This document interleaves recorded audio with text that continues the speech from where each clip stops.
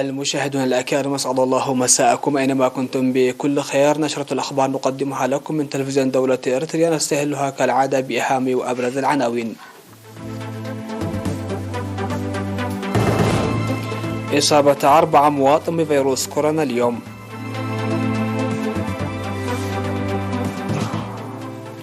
الحفل الرسمي بالذكرى 32 لعملية فنقل التاريخية. تنفيذ برنامج الرعاية الاجتماعية بتكلفة بلغت أكثر من 86 مليون نقفة في الجنوب. روسيا تعلن طرد غواصة أمريكية من مياهها وواشنطن تنفي. الرئيس الألماني يحمل روسيا مسؤولية خطر الحرب في أوروبا.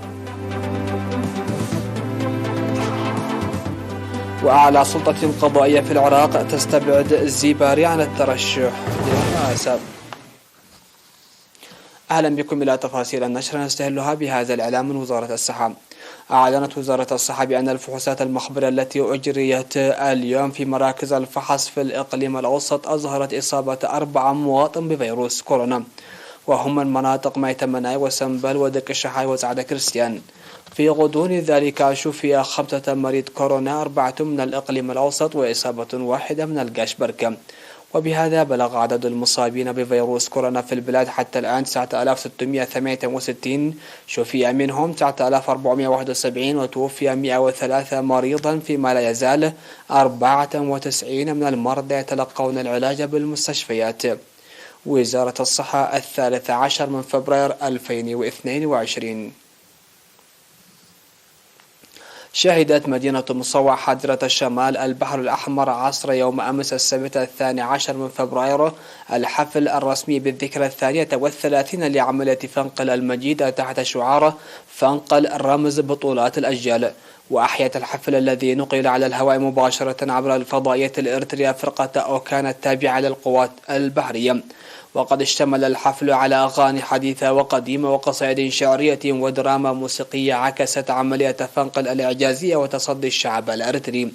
وأوضحت حاكم إقليم شمال البحر الأحمر السيدة أسمرة أبرها في الكلمة التي ألقتها أن عملية فنقل بشرت بنور الحرية وفتحت آفاق جديدة وظلت رمز لتصدي الشعب الإريتري، ويحتفل بها بأسلوب يتوارث ويذكر عبر الأجيال المتعاقبة ويليق بمكانتها المجيدة. من جهتها ذكرت رئيسة لجنة الاحتفالات الوطنية بإقليم شمال البحر الأحمر السيدة زينب عمر أن برامج الذكرى 32 لعملية فنقل التاريخية نفذت وضعا في الاعتبار التعليمات الصادرة لجائحة فيروس كورونا، واشتملت على فعاليات رياضية وثقافية وسيمينارات توارث موجهة على الشباب، وأشادت بكافة الجهات التي ساهمت لإنجاح البرنامج.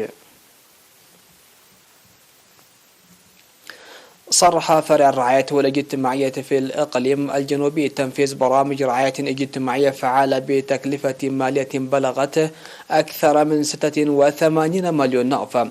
وأكد الاجتماع التعييني المنعقد في 10 من فبراير بمدينة مندفرة بأن البرامج المنفذة اشتملت على إعادة إسر الشهداء ودعم وتأهيل الجهات المحتاجة ومساعدات مدرسية للطلاب المحتاجين ومساعدة اليتامى.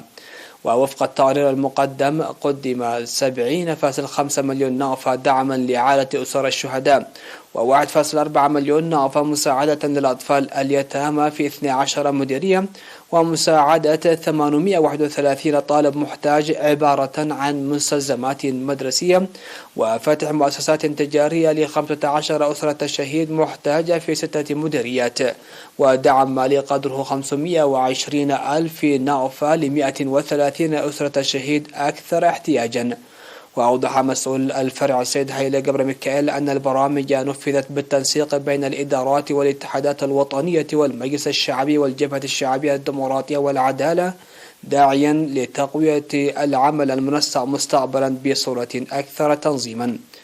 وأشار مسؤول الوحدات عدم تنفيذ حملات التوعية والسيمينارات الهادفة إلى الحد من الجرائم التي يتعرضون لها القُصّر والعادات الضارة المزمع إجراؤها، وذلك نتيجة للتعليمات الصادرة لمكافحة جائحة فيروس كورونا. موضحين بأن قلة المواصلات كانت من أهم المعرقلات لتنفيذ برامجهم. وذكرت وزيرة العمل والرعاية الاجتماعية السيدة الأولغا براب القيام بمتابعة مستمرة وتنظيم حملات توعية مكثفة لمنع القُصّر من ارتكاب الجرائم والمخالفات، داعية لتقديم دعم أهلي لأسر الشهداء والجهات المحتاجة. وفي الكلمة الختامية لحاكم الإقليم الجنوبي السيد هبتاب تسفاسيون أوضح فيها أهمية العمل المنسق بين الإدارات ووزارة العمل والرعاية الاجتماعية لتنفيذ البرامج المرتبطة بالقضايا الاجتماعية، مؤكدا تقديم إدارتها الدعم اللازم بهدف إنجاح الجهود الجارية لتمكين أسر الشهداء المحتاجة والاعتماد على ذاتها ونمو إنتاجها.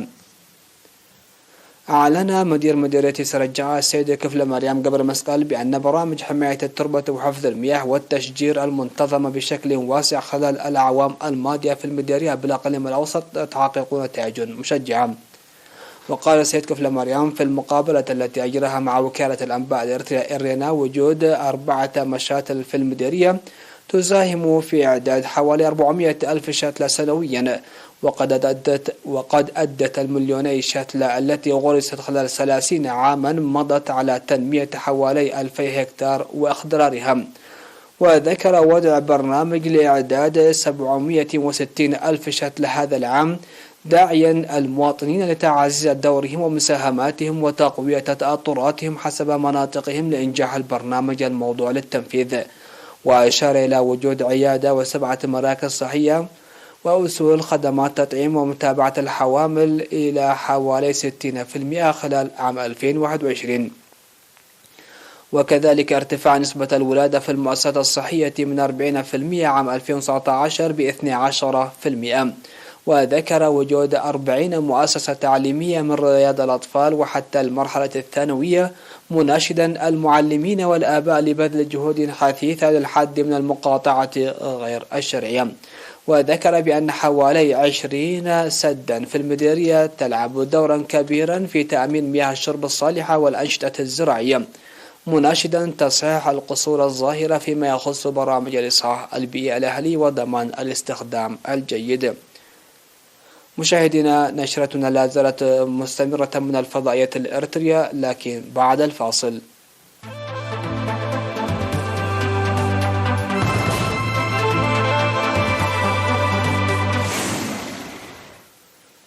أهلا بكم. على الصعيد العالمي، أعلنت وزارة الدفاع الروسية أن مدمرة تابعة لأسطول المحيط الهادئ طردت غواصة نووية أمريكية خارج مياهها الإقليمية قبال جزر الكوريل، في حين نفت واشنطن الحادث.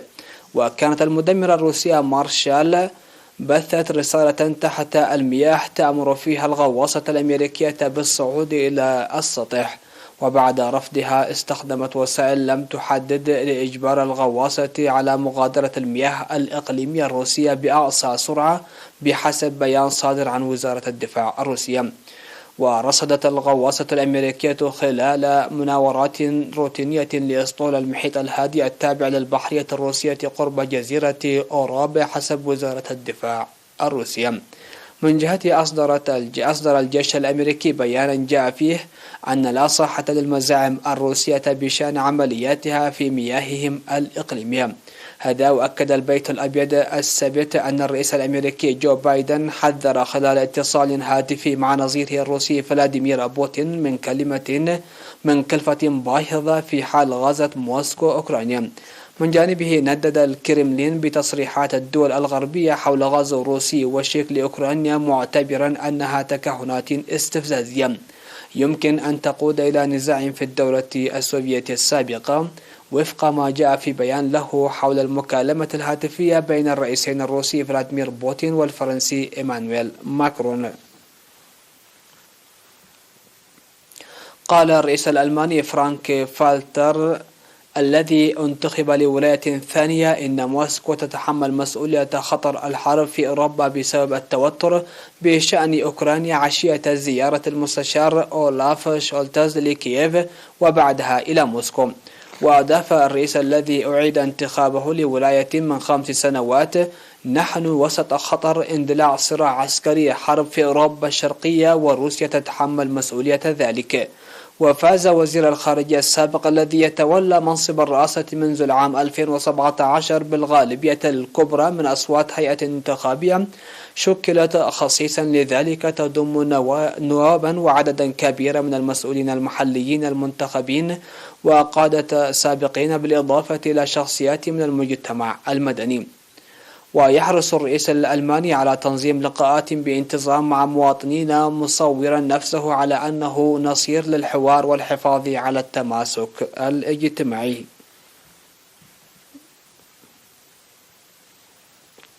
أصدرت المحكمة الاتحادية في العراق أعلى سلطة قضائية في البلاد قرارا باستبعاد هوشيار الزباري نهائيا عن الترشح لانتخابات رئاسة الجمهورية بعد تعرضه لاتهامات بالفساد. ووفق وكالة الأنباء العراقية فإن المحكمة الاتحادية العليا تقرر بالحكم بعدم ترشيح هوشيار الزباري لمنصب رئاسة الجمهورية. ويذكر أن المحكمة الاتحادية في العراق قررت الأسبوع الماضي تعليق ترشيح زباري مؤقتا عشية جلسة للبرلمان مخصصة لانتخاب رئيس جديد للجمهورية في أطراح كان الوزير الكردي السابق من أبرز المرشحين فيه. ويأتي هذا القرار القضائي بعد تقديم النواب دعوى للمحكمة تطالب بإلغاء ترشيح زباري. ورأى المتقدمون بالدعوى أن زباري أحد أبرز الوجوه السياسية الكردية في العراق خلال حقبة ما بعد سقوط نظام صدام حسين عام 2003 لا يلبي الشروط الدستورية لتولي منصب رئيس الجمهورية، ومنها أن يكون حسن السمعة والاستقامة، وذلك بحسب نسخة عن نص الدعوى وقرار المحكمة اللذين نشرتهما وكالة الأنباء العراقية الرسمية.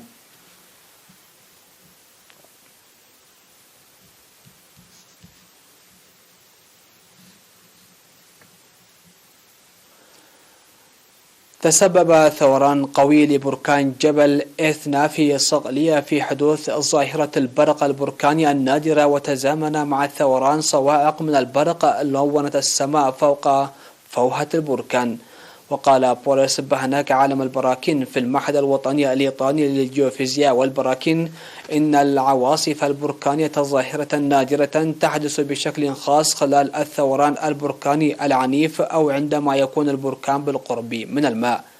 وسجلت نفس الظاهرة خلال الثوران بركان توقعنا الأخير، حيث أمضى ما يقرب من 100 صاعقة بركانية في الدقيقة. وانبعث الرماد البركاني لمسافة تزيد عن 10 كيلومترات في الهواء وفق مستوى سطح البحر. ويعد بركان إتنا أكبر البراكين الثلاثة النشطة في إيطاليا.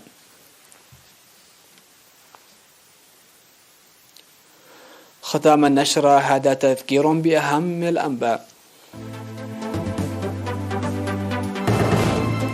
إصابة 4 مواطن بفيروس كورونا اليوم.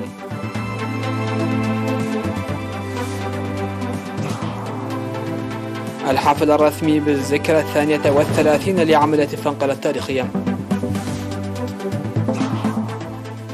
تنفيذ برنامج الرعاية الاجتماعية بتكلفة أكثر من 86 مليون نعفة في الجنوب.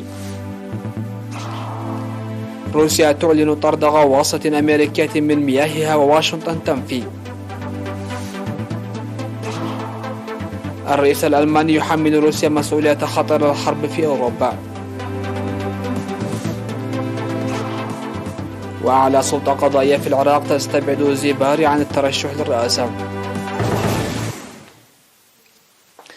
هكذا نكون قد وصلنا وإياكم إلى نهاية نشرة هذا المساء. هذه تحياتي وتحيات الفريق العامل، والسلام عليكم ورحمة الله.